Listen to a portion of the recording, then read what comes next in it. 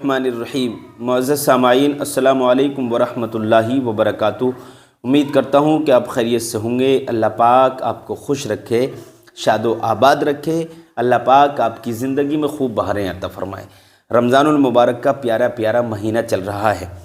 آج 16واں روزہ ہے۔ میرے عزیزو، آپ کو اللہ پاک رمضان المبارک کی خوب برکتیں عطا فرمائے، آپ کی عمر میں برکت دے۔ اللہ پاک آپ کے گھر میں، دکان میں، مکان میں، کاروبار میں خوب برکتیں عطا فرمائے۔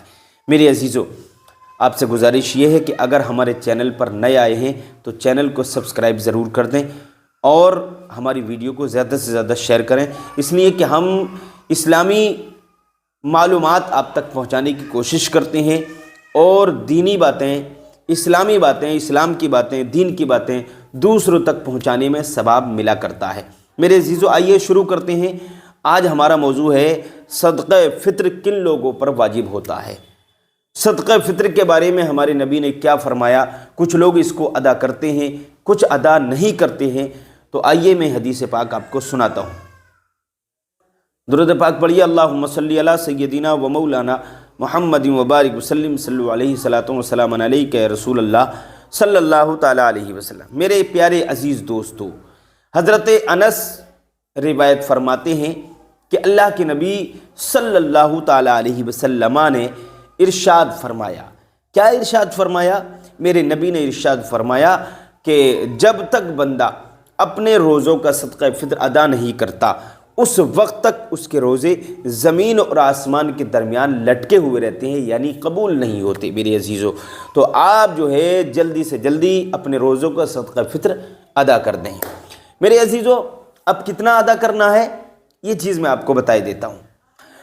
دیکھیے، 2 کلو 45 گرام گیہوں یا اس کی قیمت آپ ادا کریں۔ 2 کلو 45 گرام گیہوں یا اس کی قیمت، اس کا روپیہ، اس کا پیسہ آپ ادا کر سکتے ہیں، اس میں کوئی برائی نہیں ہے۔ میرے عزیزو، اب دیکھیے، اس کی اور میں وضاحت کر دیتا ہوں۔ کیا بچوں پر بھی صدقہ فطر واجب ہوتا ہے؟ جو نابالغ بچے ہوتے ہیں، تو دیکھیے بچوں پر صدقہ فطر واجب نہیں ہوتا۔ ان کا باپ اگر مالدار ہے، غنی ہے، تو اس کے باپ پر ان کے بچوں کی طرف سے صدقہ فطر دینا ضروری ہوگا، لازم ہوگا۔ اب یہ بات مکمل ہو چکی۔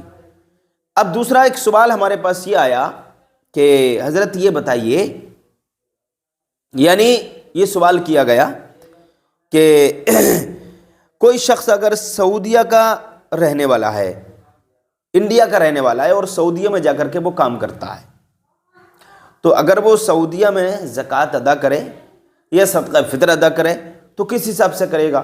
تو دیکھیے، کتاب کے اندر لکھا ہے، فتاوی فقیہ ملت، فتاوی عالمگیری کے اندر لکھا ہوا ہے مسئلہ ہے کہ جس جگہ پر صدقہ فطر ادا کیا جائے گا وہیں کا اعتبار ہوگا۔ یعنی کوئی شخص یو پی کا رہنے والا ہے اور بمبئی میں جا کر کے کام کرتا ہے، تو بمبئی میں اگر وہ اپنا اور اپنے بچوں کا صدقہ دینا چاہتا ہے، صدقہ فطر ادا کرنا چاہتا ہے، اپنا اور اپنے بچوں کا صدقہ فطر دینا چاہتا ہے، تو پھر بمبئی کا اعتبار ہوگا۔ یعنی بمبئی میں کیا قیمت ہے 2 کلو 45 گرام کی، وہ قیمت آپ کو دینا پڑے گی یا اتنے گیہوں آپ کو دینا پڑیں گے میرے عزیزو۔ اور سعودیہ میں اگر آپ ادا کرتے ہیں، سعودیہ میں کام کر رہے ہیں اور سعودیہ میں ادا کرتے ہیں، تو پھر سعودی کا اعتبار ہوگا، سعودی کا اعتبار ہوگا۔ یعنی 2 کلو 45 گرام کی قیمت سعودیہ میں کتنی ہے، تو اس حساب سے آپ کو، یعنی جس جگہ پر بندہ رہ رہا ہے، کام کر رہا ہے، جس جگہ پر بندہ ادا کرے گا، صدقہ نکالے گا، صدقہ فطر دے گا، اس جگہ کا اعتبار ہوگا۔ حوالہ فتاوی فقیہ ملت، فتاوی عالمگیری میرے عزیزو۔ اور دوسرا سوال یہ ہوا، دوسرا سوال تھا کہ مالک نصاب، یعنی ایک سوال اور آیا کہ ایک صاحب نے سوال کیا کہ اگر کوئی انسان بچوں کی شادی کرنے کے لیے، مکان بنانے کے لیے، حج عمرہ کرنے کے لیے پیسہ جمع کرتا ہے تو اس پر زکوٰۃ واجب ہوتی ہے یا نہیں ہوتی ہے؟ تو دیکھیے، اس کا جواب یہ ہے کہ اگر وہ مالک نصاب ہو جاتا ہے، مالک نصاب ہو جائے اور اس پر سال گزر جائے، یعنی اس نے بچوں کی شادی کے لیے، مکان بنانے کے لیے، حج عمرہ کرنے کے لیے پیسہ جمع کر لیا، جمع کر رہا تھا، اور پیسہ جمع کرتے کرتے اتنا پیسہ ہو گیا کہ وہ مالک نصاب کو پہنچ گیا، نصاب کو پہنچ گیا اس کا مال، تو اور سال بھی اس پر گزر گیا، تو پھر اس پر زکوٰۃ واجب ہو جاتی ہے، زکوٰۃ اس کو نکالنا پڑے گی۔ حوالہ وقار الفتاوی۔ اب دیکھیے ایک سوال یہ بھی ہوا کہ کچھ لوگ ایسے ہوتے ہیں کہ آپ نے دیکھا ہوگا کہ وہ اذان کے وقت کھانا پینا بند کرتے ہیں. تو دیکھیے ایک چیز میں آپ کو بنیادی چیز بتا دوں کہ جب سحری کا وقت ختم ہوتا ہے اس کے بعد اذان کا وقت شروع ہوتا ہے. تو اگر سحری کا وقت ختم ہو جائے اس کے بعد کوئی کھاتا رہے پیتا رہے جان بوجھ کر تو پھر اس کا روزہ تو ہوگا نہیں, روزہ اس کا فاسد ہو جائے گا میرے عزیزو. تو دیکھیے یہ جو سوال ہوا تو اس کا جواب یہ ہے کہ اگر کوئی انسان اذان ہونے تک کھاتا پیتا رہے تو اس کا روزہ فاسد ہو جائے گا, اس کا روزہ نہیں ہوگا. اب زکوٰۃ دینے کی بات آتی کہ زکوٰۃ کس کو دی جائے. جو لوگ مصارف زکوٰۃ میں آتی ہیں ان لوگوں کو زکوٰۃ دی جائے گی, ہے نا.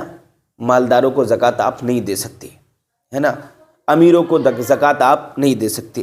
اب رشتہ داروں کی, جیسے رشتہ داروں کی یہ صورت بیان کی گئی کہ جس کی یعنی رشتہ داروں کے بارے میں یہ بتایا جاتا ہے کہ جن کی نسل سے آپ ہیں, جیسے ماں باپ, دادا دادی, نانا نانی, ان کو زکوٰۃ نہیں دے سکتے. ماں باپ کو آپ نہیں دے سکتے, دادا دادی کو نہیں دے سکتے, نانا نانی کو آپ نہیں دے سکتے.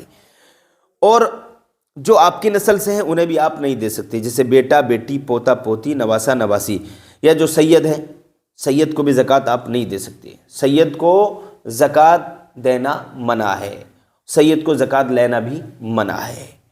غنی کو, مالدار کو زکوٰۃ نہیں دے سکتے. شوہر بیوی کو, بیوی شوہر کو زکوٰۃ نہیں دے سکتی. باقی تمام رشتہ داروں کو آپ زکوٰۃ دے سکتے ہیں, صدقہ فطر بھی دے سکتے ہیں. اب صدقہ فطر جو واجب ہوتا ہے وہ مالدار پر ہے اور بالغ پر ہے. صدقہ فطر میں فرق یہ ہے کہ آپ مالدار ہو گئے تو صدقہ فطر ادا کریں گے, روزوں کا صدقہ فطر آپ دیں گے, لیکن صدقہ فطر دینے کے لیے سال گزرنا ضروری نہیں ہے.